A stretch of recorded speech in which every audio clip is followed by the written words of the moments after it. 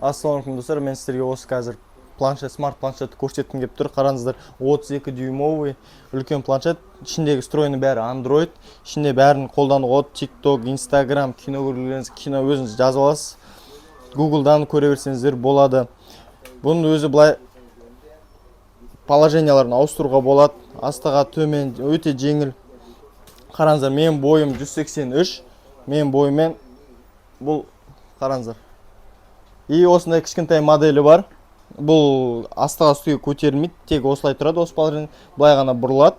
Ішіндегі бәрі характеристикасын айта кетсек, ішінде 128 гигабайт, 8 гигабайт оперативкасы, өте мощный процессор. Артын көрсеңіздер, міне өзінің охлаждение системасы бар. Бұл андай соткамыз қызып кетеді ғой, бұл ондай қызып нетпейді. Өзіңіз үйге қойып қойсаңыздар болады, кімде реклама магазин алдына қойып қойсаңыздар болады. Өте ыңғайлы зат, үйге керек зат деп ойлаймын. Бұл мен фитнес, тренировка, ас үйде тамақ пісіріп жатқан кезде көріп отырсаңыз болады. Қараңыздар, бағасы өте тиімді. Қазақстанда жоқ баға. Нәрге Қазақстандағы бағасын салып кететін болам қазір осы жерге. Қараңыздар, батарейкасы 6 сағатқа жетеді, 5 подзарядки.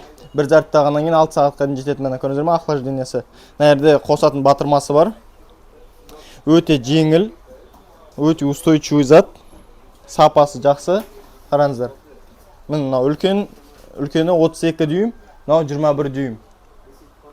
Кімге керек, маған жазсаңыздар болады.